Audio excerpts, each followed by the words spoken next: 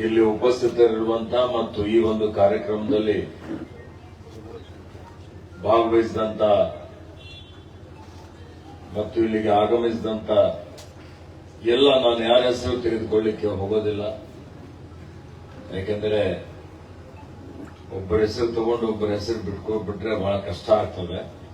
ನಮ್ದೆಲ್ಲ ಪ್ರತಿಷ್ಠಿತ ಅಡತ್ತಿರ್ಬೋದು, ಬಟ್ಟೆ ವ್ಯಾಪಾರಸ್ಥರಿರ್ಬೋದು, ಫರ್ಟಿಲೈಸರ್ ಅಸೋಸಿಯೇಷನ್ದವರು, ವಿವಿಧ ಸಂಘ ಸಂಸ್ಥೆಗಳು, ತರಕಾರಿ ಮಾರುಕಟ್ಟೆಯವರಿದ್ದಾರೆ ಮತ್ತು ಎಲ್ಲಾ ಸಮುದಾಯದ ಇವತ್ತೇನು ಹಿಂದೂ ಮುಸ್ಲಿಂ ಸಿಖ್ ಇಸಾಯಿ ಅನ್ನುವಂತ ರೀತಿಯಲ್ಲಿ ಇದೊಂದು ಭಾವೈಕ್ಯತೆಯ ಸಂಕೇತ. ಇವತ್ತೆಲ್ಲ ಪ್ರಮುಖ ಮುಖಂಡಗಳು ಇಲ್ಲಿ ನಮ್ಮೆಲ್ಲ ಉಗಾದಿ ಹಬ್ಬದ ಉತ್ಸವದ ಸಮಿತಿಯವರ ಆಹ್ವಾನದ ಮೇರೆಗೆ ಇವತ್ತಿಲ್ಲಿ ತಾವೆಲ್ಲ ಸೇರಿದ್ದೀರಿ. ನಮ್ಮ ಎಲ್ಲ ಅಣ್ಣ ತಮ್ಮಂದಿರೇ, ಅಕ್ಕ ತಂಗಿದ್ದರೆ, ನಮ್ಮ ಪುರಸಭೆ ಸದಸ್ಯರುಗಳು, ಮಾಜಿ ಸದಸ್ಯರುಗಳಿದ್ದಾರೆ, ವೈದ್ಯರಿದ್ದಾರೆ, ಎಲ್ಲ ಆಯೋಜಕರಿಗೂ ಎಲ್ರಿಗೂ, ಸಮಸ್ತ ನಮ್ಮ ಬಾಲ್ಕಿ ತಾಲೂಕಿನ ಮತ್ತು ಈ ನಾಡಿನ ಜನತೆಗೆ ಯುಗಾದಿ ಹಬ್ಬದ ಹಾರ್ದಿಕ ಶುಭಾಶಯ ಮತ್ತು ಅಭಿನಂದನೆಗಳು. ನಮ್ಮ ದೇಶ ಧರ್ಮ ಪ್ರಧಾನವಾದಂತಹ ಒಂದು ರಾಷ್ಟ್ರವಾಗಿದೆ. ನಮ್ಮ ಜನ ಬಹಳಷ್ಟು ಕಾಲಕ್ಕೆ ಬಹಳ ಋಷಿಗಳು, ಮುನಿಗಳು, ಸಾಧುಗಳು, ಸಂತರು, ಸೂಫಿಗಳು, ಇವತ್ತು ಅನೇಕ ಜನ ಮಹಾಪುರುಷರೆಲ್ಲ ಈ ಪುಣ್ಯ ಭೂಮಿಯಲ್ಲಿ ಹುಟ್ಟಿ ಕಾಲಕ್ಕೆ ಸಮಾಜವನ್ನು ಜಾಗೃತಿ ಮಾಡಿಸುವಂಥದ್ದು ಮತ್ತು ಸಮಾಜದಲ್ಲಿರುವಂತಹ ಅನಿಷ್ಟಗಳೇನಿದ್ದಾವೆ, ಏನ್ ತಾರತಮ್ಯ ಇದೆ, ಅಸಮಾನತೆ ಇದೆ, ದ್ವೇಷ ಇದೆ, ಇವೆಲ್ಲವನ್ನೂ ಹೋಗಲಾಡಿಸಿ ಮೌಲ್ಯಗಳನ್ನು ಎತ್ತಿ ಹಿಡಿದು ಇವತ್ತು ಮಾನವರೆಲ್ಲರೂ ಒಂದೇ ಅನ್ನುವಂತಹ ಒಂದು ಸಂದೇಶವನ್ನು ಕೊಡಲಿಕ್ಕೆ ಪ್ರಯತ್ನವನ್ನು ಮಾಡಿದ್ದಾರೆ. ಅದೇ ರೀತಿಯಲ್ಲಿ ನಮ್ಮ ದೇಶದಲ್ಲಿ ನಾವೆಲ್ಲ ಅನೇಕ ಹಬ್ಬಗಳನ್ನು ಮಾಡ್ತೇವೆ. ಹಿಂದೂಗಳು ಹಬ್ಬ ಆಚರಣೆ ಮಾಡ್ತೀವಿ, ಮುಸ್ಲಿಂ ಬಾಂಧವರು ಹಬ್ಬದ ಆಚರಣೆ ಮಾಡ್ತಾರೆ, ಕ್ರೈಸ್ತ ಬಾಂಧವರು ಮಾಡ್ತಾರೆ, ಬುದ್ಧ ಬಾಂಧವರು ಮಾಡ್ತಾರೆ, ಜೈನ್ ಧರ್ಮದವರು ಮಾಡ್ತಾರೆ. ಹೀಗಾಗಿ ಅವರವರ ಎಲ್ಲಾ ಹಬ್ಬ ಹರಿದಿನಗಳಿಗೆ ತನ್ನದೇ ಆದಂತಹ ಒಂದು ಐತಿಹಾಸಿಕವಾದಂತಹ ಹಿನ್ನೆಲೆ ಇದೆ. ಇವತ್ತು ನೋಡಿ ನೀವು ಈ ಎಲ್ಲಾ ಹಬ್ಬಗಳ ಉದ್ದೇಶ ಏನಪ್ಪಾ ಅಂತ ಹೇಳಿದ್ರೆ, ಎಲ್ಲರೂ ಒಂದಂತೂ ಈ ದೇಶದಲ್ಲಿರುವಂತಹ ಎಲ್ಲಾ ಜನ ಒಗ್ಗಟ್ಟಾಗಿ ವಮನಸ್ಸಿನಿಂದ ಸಹೋದರತ್ವ ಸಹಬಾಳ್ವೆಯಿಂದ ನಾವೆಲ್ಲ ಒಂದಾಗಿ ಹಬ್ಬಗಳನ್ನು ಆಚರಿಸ್ತೇವೆ. ಅದು ನಮ್ಮಲ್ಲಿ ದೀಪಾವಳಿ ಹಬ್ಬ ಇರಬಹುದು, ಇವತ್ತು ದಸರಾ ಹಬ್ಬ ಇರಬಹುದು, ವಿಜಯದಶಮಿ, ಇವೆಲ್ಲ ಹಬ್ಬಗಳಿಗೆ ಕೆಡುಕಿನ ಮೇಲೆ ಒಳಿತಿನ ಜಯ ಅಂತ ಹೇಳ್ತೀವಿ. ನಾವೆಲ್ಲ ದುಷ್ಟರ ಸಂಹಾರ, ಶಿಷ್ಟರ ರಕ್ಷಣೆ ಆಗ್ಬೇಕು ಅಂತ ಪೂಜೆ ಮಾಡ್ತೀವಿ, ಪುರಸ್ಕಾರ ಮಾಡ್ತೀವಿ, ನವರಾತ್ರಿ ಉತ್ಸವ ಮಾಡ್ತೀವಿ. ಇದೆಲ್ಲದರ ಮುಖ್ಯವಾದಂತಹ ಅರ್ಥ ಏನಿದೆಯಪ್ಪ ಅಂತ ಹೇಳಿದ್ರೆ, ನಾವೆಲ್ಲರೂ ಇವತ್ತಿನ ಕಾಲದಲ್ಲಿ ನಮ್ಮಲ್ಲಿರುವಂತಹ ಏನು ಇವತ್ತು ಕೆಡುಕುಗಳಿದ್ದಾವೆ, ಕೆಟ್ಟ ವಿಚಾರಗಳಿದ್ದಾವೆ, ಕಾಮ, ಕ್ರೋಧ, ಮೋಹ, ಮದ, ಮತ್ಸರ ಇವೆಲ್ಲವನ್ನು ಬಿಟ್ಟು ನಾವು ಒಳಿತಿನ ಕಡೆ ಹೋಗಬೇಕು ಅನ್ನುವಂಥದ್ದು. ಇವತ್ತು ಆಧುನಿಕ ಯುಗದಲ್ಲಿ ಬಹಳಷ್ಟು ಬದಲಾವಣೆ ಆಗ್ತಾ ಇದೆ. ಪ್ರೀತಿ, ವಿಶ್ವಾಸ, ಸಹೋದರತ್ವ ಕಡಿಮೆ ಆಗ್ತಾ ಇದೆ. ಇಂಥ ಪರಿಸ್ಥಿತಿಯಲ್ಲಿ ನಾವೆಲ್ಲ ಎಲ್ಲಾ ಹಬ್ಬಗಳು ಬಹಳ ಉತ್ತಮ ರೀತಿಯಲ್ಲಿ ಎಲ್ಲರೂ ಕೂಡಿಕೊಂಡು ಆಚರಣೆ ಮಾಡುವಂಥದ್ದು ಬಹಳ ಅವಶ್ಯಕತೆ ಇದೆ ಅಂತ ಹೇಳಿ ನಾನು ಹೇಳಲಿಕ್ಕೆ ಬಯಸ್ತಾ ಇದ್ದೇನೆ. ಇವತ್ತು ಇದೇ ರೀತಿಯಲ್ಲಿ ನಮ್ದೇನು ಯುಗಾದಿ ಹಬ್ಬ ಇದೆ, ಯುಗಾದಿ ಹಬ್ಬಕ್ಕೆ ಏನ್ ಹಿನ್ನೆಲೆ ಇದೆಯಪ್ಪ ಅಂತ ಹೇಳಿದ್ರೆ, ಸೃಷ್ಟಿಕರ್ತ ಈ ಭೂಮಿ ಸೃಷ್ಟಿ ಮಾಡಿದಂಥದ್ದು ಪ್ರಕ್ರಿಯೆ ಈ ಯುಗಾದಿ ದಿನದಿಂದ ಪ್ರಾರಂಭ ಆಯಿತು. ಹೀಗಾಗಿ ಯುಗಾದಿ ಹಬ್ಬ ಇದು ಹೊಸ ವರ್ಷ ಅಂತ ಹೇಳಿ ಇವತ್ತಿನಿಂದಲೇ ನಮ್ಮ ಎಲ್ಲಾ ಆಚರಣೆಗಳು, ನಮ್ಮ ಪ್ರಕ್ರಿಯೆಗಳು ನಾವು ಪ್ರಾರಂಭ ಮಾಡಬೇಕು ಅನ್ನುವಂಥದ್ದು ಇದು ಹೊಸ ವರ್ಷಾಚರಣೆ ಅನ್ನುವಂತ ರೀತಿಯಲ್ಲಿ ಅದರಲ್ಲಿ ಕರ್ನಾಟಕದಲ್ಲಿ, ಆಂಧ್ರದಲ್ಲಿ, ಮಹಾರಾಷ್ಟ್ರದಲ್ಲಿ, ತಮಿಳುನಾಡಲ್ಲಿ, ನಮ್ಮ ಈ ತೆಲಂಗಾಣದಲ್ಲಿ ಆಚರಣೆ ಮಾಡ್ತಾರೆ. ಇವತ್ತು ಅದರಲ್ಲಿ ವಿಶೇಷವಾಗಿ ರೈತರ ಬಗ್ಗೆ ನಾವೀಗಾಗಲೇ ಎತ್ತುಗಳ ಪೂಜೆ ಮಾಡಿದ್ದೇವೆ. ನಮ್ಮಲ್ಲಿ ಸುಮಾರು ಹಿಂದೆ 80-90% ಜನ ರೈತರು ಅಂತ ಹೇಳಿದ್ರೆ ಎಲ್ಲಾ ಜಾತಿ, ಎಲ್ಲಾ ಮತ ಬಾಂಧವರು ಬಂದರು.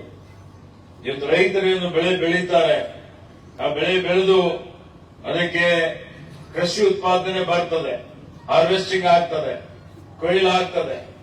ಅದಾದ್ಮೇಲೆ ರೈತರೆಲ್ಲರೂ ತಮ್ಮ ಮನೆಗಳಲ್ಲಿ ದವಸ ಧಾನ್ಯಗಳಿರ್ತಾರೆ. ಮುಂಗಾರು ಹಿಂಗಾರು ಹಂಗಾಮ ಮುಗೀತದೆ. ಹಿಂಗಾರು ಹಂಗಾಮ ಮುಗಿದು ತಾಪಮಾನ ಹೆಚ್ಚಿಗೆ ಆಗ್ತದೆ. ಈ ತಾಪಮಾನ ಹೆಚ್ಚಿಗೆ ಆಗಿದಂತ ಸಂದರ್ಭದಲ್ಲಿ ಇವತ್ತು ಅನೇಕ ರೋಗ ರುಜಿನಗಳು ಬರ್ತವೆ.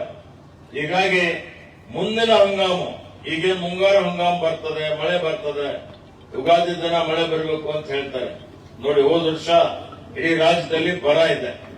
ಹೀಗಾಗಿ ಮಳೆ ಬರಬೇಕು, ಮಳೆ ಬಂದು ಉತ್ತಮವಾಗಿ ಬೆಳೆ ಬರಬೇಕು ಅನ್ನುವಂತ ಒಂದು ಆಶೆಯಿಂದ ಆ ದೇವರಲ್ಲಿ, ಭಗವಂತನಲ್ಲಿ ಎಲ್ಲರೂ ರೈತರೆಲ್ಲರೂ ಪ್ರಾರ್ಥನೆ ಮಾಡಿಕೊಳ್ತಾರೆ.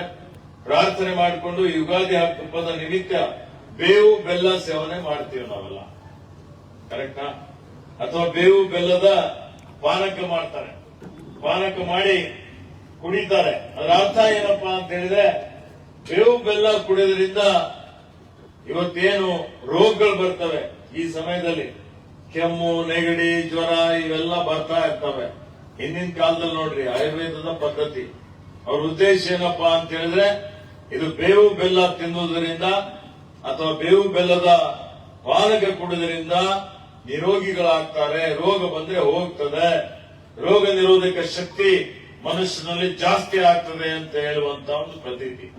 ಇದರ ಅರ್ಥ ಏನಪ್ಪಾ ಅಂದ್ರೆ ನಾವೆಲ್ಲ ನಮ್ಮ ಆರೋಗ್ಯ ಚೆನ್ನಾಗಿ ಇಟ್ಕೊಳ್ಬೇಕು ಅಂತ. ಇವತ್ತು ಅನೇಕ ಜನ ಯುವಕರೆಲ್ಲ ದುಶ್ಚಟ, ಬಹಳಷ್ಟು ಆಹಾರ ಪದ್ಧತಿ ಇದೆ, ಒತ್ತಡನೂ ಇದೆ. ಹೀಗಾಗಿ ಏನಾಗಿದೆ, ಸಣ್ಣ ಸಣ್ಣ ಮಕ್ಕಳಿಗೆ ಶುಗರ್ ಇದೆ, ಬಿಪಿ ಇದೆ, ಹೃದಯ ಕಾಯಿಲೆ ಇದೆ, ಇವತ್ತು ಕಿಡ್ನಿ ಕಾಯಿಲೆ ಇದೆ.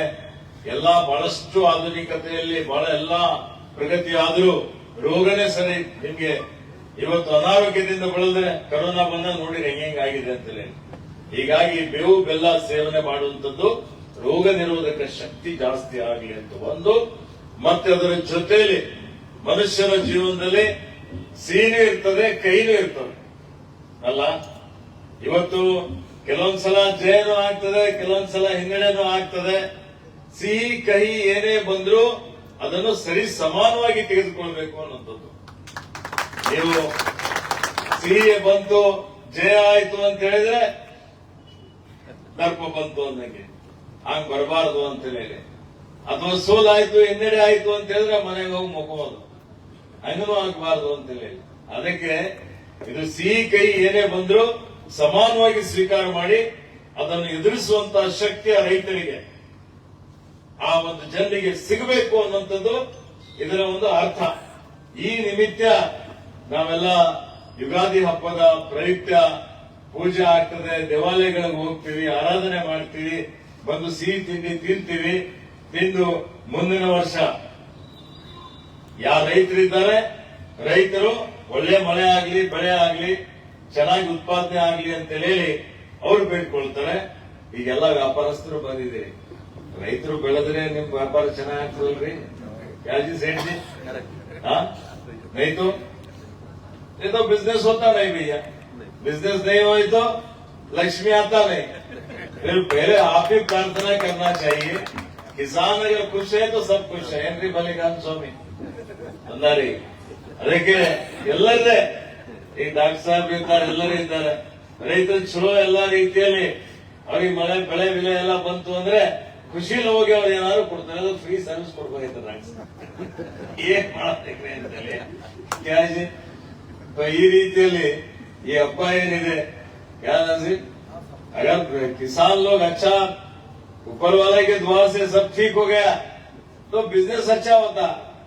तुम्हारा तरकारी मार्केट मूवी चल रहा, मार्केट अच्छा चलता है, आपको फायदा होता है. तो ऐसे सभी की भलाई के लिए, किसी एक के लिए, एक समाज के लिए बोल के नहीं है। आज जो भी त्योहार है, अब रमजान है या कोई भी रहने दो, तो ऐसे इसमें सभी के लिए वो एक संदेश है, अपने अपने हिसाब से। ಯಾಕಂದ್ರೆ ದೇವರೊಬ್ಬ ನಾಮ ಹಲವು ಅಂತ ಹೇಳ್ತೀವಲ್ಲ, ಆ ರೀತಿಯಲ್ಲಿ ಇವತ್ತು ನಾವೆಲ್ಲರೂ ಇರೋರು ಒಬ್ಬರೇ. ನಾವು ಬೇರೆ ಬೇರೆ ರೀತಿಯಲ್ಲಿ ಆರಾಧನೆ ಮಾಡ್ತೀವಿ, ಪ್ರಾರ್ಥನೆ ಮಾಡ್ತೀವಿ, ಪೂಜೆ ಮಾಡ್ತೀವಿ. ಅದು ಅವರವರ ಒಂದು ಪದ್ಧತಿ ಇದೆ. ಯಾರಿಂದ ಅರ್ಜಿ ಹಾಕಿ ಇಲ್ಲೇ ಹುಟ್ಟಬೇಕು ಅಲ್ಲೇ ಹುಟ್ಟಬೇಕು ಅಂತ ಹೇಳಿ ಅರ್ಜಿ ಹಾಕೋದಿಲ್ಲ. ಆ ರೀತಿಯಲ್ಲಿ ಇವತ್ತು ನಾವೆಲ್ಲರೂ ಸೇರಿ ಸಹೋದರತ್ವ ಭಾವನೆಯಿಂದ ಈ ಎಲ್ಲಾ ಹಬ್ಬಗಳು ಆಚರಣೆ ಮಾಡಬೇಕು ಅನ್ನುವಂತ ನಿಮಿತ್ತದಲ್ಲಿ ನಾವೆಲ್ಲ ಮನೆಯಲ್ಲೇ ಆಚರಣೆ ಮಾಡ್ತಿದ್ದೀವಿ ಇಷ್ಟು ವರ್ಷ. ಈಗ ಮೊನ್ನೆ ನಮ್ಗೆ ಒಂದು ನಮ್ಮ ಎಲ್ಲಾ ಅಭಿಮಾನಿಗಳು ನಾವೆಲ್ಲ ಮಾಡ್ತೀವಿ, ನೀವು ಬರಬೇಕು ಅಂದಾಗ ಆಯ್ತು, ಮಾಡೋದಿದ್ರೆ ಇಲ್ಲೇ ಮಾಡ್ರಿ, ಎಲ್ಲರಿಗೂ ಆಹ್ವಾನ ಮಾಡಿ ಬಹಳ ಖುಷಿಯಿಂದ, ಸಮಾಧಾನದಿಂದ, ಸಂತೋಷದಿಂದ ಇವತ್ತು ನಾವೆಲ್ಲ ಈ ಒಂದು ಹಬ್ಬದಲ್ಲಿ ಭಾಗವಹಿಸೋಣ ಅಂತ ಹೇಳಿ ನಾನು ಹೇಳಿದೆ. ಅದಕ್ಕೆ ನಿನ್ನೆ ರಾತ್ರಿನೇ ಹೇಳಿದ್ರು, ಇಷ್ಟೊಂದು ಸಂಖ್ಯೆಯಲ್ಲಿ ತಾವೆಲ್ಲ ಸೇರಿದಿರಿ. ಯಾಕಂದ್ರೆ ತಾಪಮಾನ ಹೆಚ್ಚಿಗೆ ಆಗ್ತಾ ಇದೆ, ಬಿಸಿಲು ಇನ್ನು ಎಷ್ಟು ಡಿಗ್ರಿಗೆ ಹೋಗುತ್ತೋ ಗೊತ್ತಿಲ್ಲ. ನಾವೆಲ್ಲ ಒಂದ್ ಕಡೆ ಮಾಡೋದು, ನಾವು ವಿಚಾರ ಮಾಡೋದು ಒಂದ್ ಕಡೆ, ಪ್ರಕೃತಿನೇ ಏನಾದ್ರೂ ಇವತ್ತು ವಿಕೋಪ ಆದ್ರೆ ಏನ್ ನೋಡ್ತಾ ಇದ್ರಿ, ಭೂಕಂಪ ಆಗ್ತದೆ, ಸುನಾಮಿ ಆಗ್ತದೆ, ಕೊರೋನಾ ಬರ್ತದೆ, ಮತ್ತೇನ್ ಬರ್ತದೆ ಹೇಳಿಕ್ ಆಗೋದಿಲ್ಲ. ಪ್ರಕೃತಿ ಉಳಿಸ್ಲಿಕ್ಕೆ, ಪರಿಸರ ಉಳಿಸ್ಲಿಕ್ಕೆ, ಸಂರಕ್ಷಣೆ ಮಾಡಲಿಕ್ಕೆ ನಾವೆಲ್ಲ ಪ್ರಯತ್ನ ಮಾಡಬೇಕಾಗಿದೆ. ಆ ನಿಟ್ಟಿನಲ್ಲಿ ಈ ಯುಗಾದಿ ಹಬ್ಬ ವಿಶೇಷವಾಗಿ ರೈತರಿಗೆ ಈ ವರ್ಷ ಆದ್ರೂ ಮಳೆ ಚೆನ್ನಾಗಾಗ್ಲಿ, ಅವ್ರು ಬೆಳೆದಂತ ಬೆಳೆಗೆ ಇವತ್ತು ಉತ್ತಮವಾದಂತ ವೈಜ್ಞಾನಿಕವಾದಂತಹ ಬೆಲೆ ಸಿಗಲಿ. ಎಲ್ಲ ಇಲ್ಲಿ ಉಪಸ್ಥಿತರಿರುವಂತಹ ವ್ಯಾಪಾರಸ್ಥರಿರ್ಬೋದು, ಕಾರ್ಮಿಕರಿರ್ಬೋದು, ನಮ್ಮೆಲ್ಲ ಕಾರ್ಯಕರ್ತರಿದ್ದಾರೆ, ಎಲ್ಲ ನಮ್ಮ ಮಹಿಳೆಯರ ಸಹೋದರಿಯರಿದ್ದಾರೆ, ಇವರೆಲ್ಲರಿಗೆ ನಮ್ಮ ಮಕ್ಕಳಿದ್ದಾರೆ, ನಮಗೇನು ಯುವಕರು ಯುವತಿಯರು ವಿದ್ಯಾಭ್ಯಾಸ ಮಾಡ್ತಾ ಇದ್ದಾರೆ, ಅವರೆಲ್ಲರಿಗೆ ಒಳ್ಳೆ ವಿದ್ಯೆ ಕೊಡ್ಲಿ, ಉನ್ನತ ಸ್ಥಾನಕ್ಕೆ ಹೋಗ್ಲಿ, ಈ ಭಾಗದ ಅಭಿವೃದ್ಧಿ ಆಗಲಿ ಅಂತ ಹೇಳಿ ಮತ್ತೊಮ್ಮೆ ನಾನು ದೇವರಲ್ಲಿ ಪ್ರಾರ್ಥನೆ ಮಾಡಿಕೊಂಡು ಯುಗಾದಿ ಹಬ್ಬದ ನಮ್ಮೆಲ್ಲರಿಗೆ ಹಾರ್ದಿಕ ಶುಭಾಶಯಗಳನ್ನು ಕೋರುತ್ತಾ ಇನ್ನು ಹೆಚ್ಚಿನ ಒಂದು ಆಯುಷ್ಯ ಆರೋಗ್ಯ ಎಲ್ರಿಗೂ ಕೊಡ್ಲಿ ಅಂತ ಹೇಳಿ ಪ್ರಾರ್ಥನೆ ಮಾಡಿಕೊಂಡು ಮತ್ತೊಮ್ಮೆ ಬರುವ 7ನೇ ತಾರೀಕಿಗೆ ಚುನಾವಣೆ ಇದ್ದಿದ್ದು ತಮ್ಮೆಲ್ಲರಿಗೆ ಗೊತ್ತೇ ಇದೆ. ಇವತ್ತಿನವರಿಗೆ ಬಾಲ್ಕಿ ಕ್ಷೇತ್ರ ಇದೆ. ಬಾಲ್ಕಿಯ ಮಹಾಜನತೆಗೆ ಎಲ್ಲರೂ ಒಗ್ಗಟ್ಟಾಗಿ ಒಮ್ಮನಸ್ಸಿನಿಂದ ಸಾಗರ್ ಕಂಡ್ರೆ ನಿಮ್ಮೆಲ್ಲರ ಹಾರೈಕೆಯಂತೆ ಇವತ್ತು ಚುನಾವಣಾ ಕಣದಲ್ಲಿ ಸ್ಪರ್ಧೆ ಮಾಡ್ತಾ ಇದ್ದಾರೆ. ಹೀಗಾಗಿ ನೀವೆಲ್ಲರೂ ಸೇರಿ ಸಾಗರ್ ಖಂಡ್ರೆಗೆ ತಮ್ಮೆಲ್ಲರ ಒಂದು ಆಶೀರ್ವಾದ ಮಾಡಿ ಪ್ರಚಂಡ ಬಹುಮತದಿಂದ ಗೆಲ್ಲಿಸಬೇಕು. 7ನೇ ತಾರೀಕಿಗೆ ಮತದಾನ ಮಾಡಬೇಕು ಪ್ರತಿಯೊಬ್ಬರು ಅಂತ ಹೇಳಿ ನಾನು ನನ್ನ 2 ಮಾತುಗಳನ್ನು ಮುಗಿಸ್ತೇನೆ. ಜೈ ಹಿಂದ್, ಜೈ ಕರ್ನಾಟಕ. ಎಲ್ಲರೂ ತಾವೆಲ್ಲ ಉಪಹಾರ ಸೇವನೆ ಮಾಡಬೇಕು ಅಂತ ಹೇಳಿ ನಾನು ತಮ್ಮೆಲ್ಲರಿಗೆ ವಿನಂತಿಯನ್ನು ಮಾಡುತ್ತೇನೆ.